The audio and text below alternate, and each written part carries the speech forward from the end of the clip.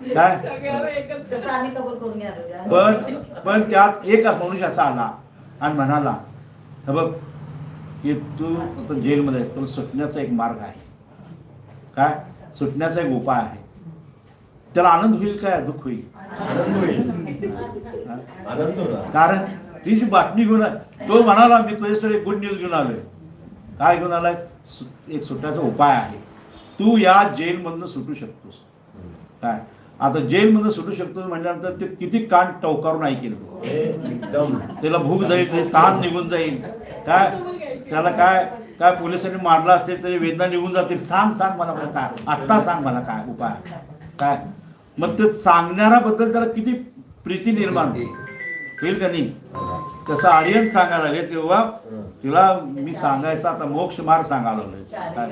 चारी गतीतून सुटण्याचा मार्ग तुझ्यासाठी